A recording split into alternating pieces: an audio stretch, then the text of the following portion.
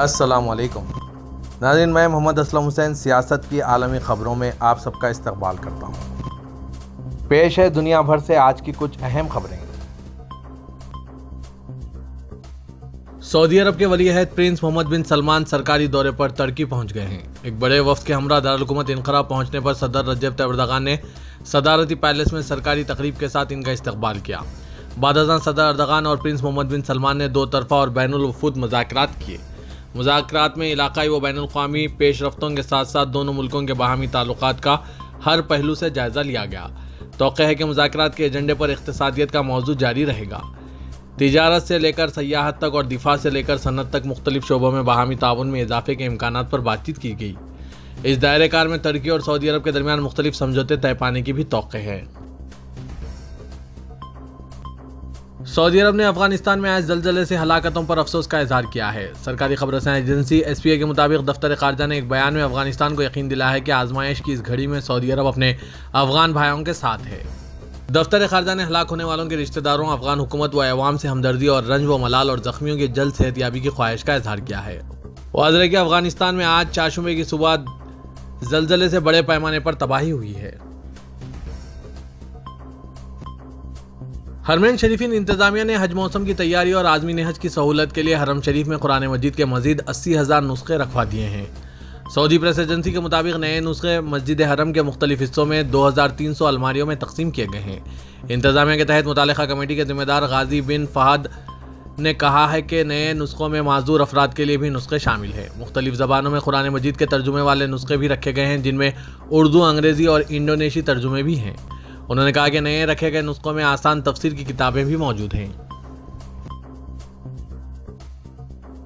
متحدہ عرب امارات کے صدر شیخ محمد بن زاید ال نہیان کی ہدایت پر 28ویں اقوام متحدہ کی climate change conference of the parties Dubai expo city میں منعقد کی جائے گی۔ ہدایت نامہ ایک جدید ترین منزل کے طور پر مقام کی منفرد تجویز کی نشاندہی کرتا ہے، جس نے دنیا کو متحدہ عرب امارات میں 6 ماہ تک اکٹھا کیا۔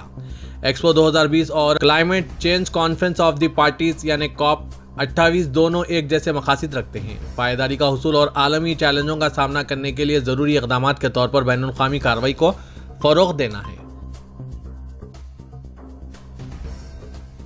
متحدہ عرب امارات کے وزارت صحت اور روک تھام نے اعلان کیا ہے کہ اس نے جدید ترین طبی جانچ کے آلات کا استعمال کرتے ہوئے گزشتہ 24 گھنٹوں کے دوران 3,18,906 اضافی کووڈ-19 ٹیسٹ کیے ہیں۔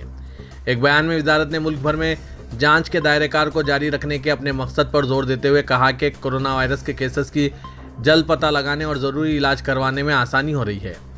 اپنی تیز تر جانچ مہم کے ایک حصے کے طور پر وزارت صحت نے آج چاشمے کے روز اعلان کیا ہے کہ ملک میں 1,592 نئے کورونا وائرس کیسز درج ہوئے ہیں، جس سے متحدہ عرب امارات میں ریکارڈ شدہ کیسز کی کل تعداد 9,32,067 ہو گئی ہے۔ متحدہ عرب امارات اور مضافات کے ممالک میں عید الاضحیٰ 9 جولائی کو ہونے کا امکان ہے۔ ایسے میں UAE میں مکینوں کو تہوار کے موقع پر 4 دن کی چھٹی ملے گی۔ فلکیاتی حساب کے مطابق اسلامی مہینے ذی الحجہ کا 30 جون بروز جمعرات سے شروع ہونے کا امکان ہے۔ امارات فلکیاتی سوسائٹی کے مطابق عید الاضحیٰ کا تہوار جو 10 ذی الحجہ کو منایا جائے 9 جولائی کو منایا جائے گا۔ افغان طالبان کے مطابق ملک میں چاشمے کے صبح آئے زلزلے سے 1,000 افراد ہلاک اور 1,500 سے زائد زخمی ہو گئے ہیں۔ حکام نے ہلاکتوں کی تعداد میں اضافے کا خدشہ ظاہر کیا ہے۔ چاشمے کی الگ صبح آئے زلزلے کی شدت ریکٹر اسکیل پر 6.1 تھی، جبکہ اس کا مرکز خود سے 44 کلومیٹر کے فاصلے پر تھا۔ زلزلے سے مشرقی صوبہ یکتیکا سب سے زیادہ متاثر ہوا ہے، جہاں سے ملی تصاویر میں تباہی کے آثار نمایاں ہوئے۔ روسی امور خارجہ کی ترجمان ماریاز نے کہا ہے کہ ہم یوکرین سے غیر ملکی بحری جہازوں کے ذریعے غلے کی تجارت کے لیے تیار ہیں۔ انہوں نے ماسکو میں اپنے ہفتہ وار پریس کانفرنس کے دوران کہا کہ بحر اسود اور بحر ازاق کے راستے اجناس کی برآمدات کے لیے ماریوپول اور بردیانس کی بندرگاہوں کے استعمال کی اجازت ہوگی۔ ترجمان نے کہا کہ روس غیر ملکی بحری جہازوں کے راستے یوکرینی اجناس کی تجارت کا راستہ کھول رہا ہے، مگر ہمیں ان جہازوں کے ذریعے اسلحہ کی غیر قانونی تجارت، کیف حکومت کی اشتعال انگیزیوں، بارودی سرنگوں کے خطرات اور خطے میں مزید کشیدگی پھیلانے سے روکنا ہوگا۔ امریکہ کے سابق صدر ڈونلڈ ٹرمپ نے کہا ہے کہ صدر جو بائیڈن نے قومی معیشت کو کھوکھلا کر دیا اور یوکرین کی وجہ سے ملک کو عالمی جنگ کی طرف ڈھکیل رہے ہیں۔ صدر ٹرمپ نے کہا ہے کہ اس وقت جس قدر مسائل کا سامنا ہے اتنے مسائل امریکہ کو کبھی پیش نہیں آئے تھے۔ یوکرین اور روس میں سنجیدہ سطح پر خطرات ہمارے منتظر ہیں۔ یہ مسائل ایک ایسی عالمی جنگ کی طرف ہے جس کا اختیار ان ممالک کے ہاتھ میں ہوگا۔ ٹرمپ نے جو بائیڈن کو یوکرین کے $200 بلین مالیت کی فوجی امداد فراہم کرنے پر تنقید کی اور کہا ہے کہ جھڑپوں کو ہوا دینا تیسری عالمی جنگ کی راہ ہموار کرے گا۔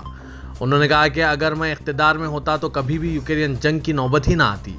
ٹرمپ نے اس بارے میں کوئی بات نہیں کی کہ وہ جھڑپوں کا سدباب کیسے کر سکتے ہیں، تاہم یہ ضرور کہا کہ ان کے زیر انتظام امریکہ کو احترام کی نگاہ سے دیکھا جائے گا اور وہ اپنے اقتدار کے پہلے ہفتے میں جوہری کارروائیوں کے بارے میں ایران کے ساتھ ایک سمجھوتہ کریں گے۔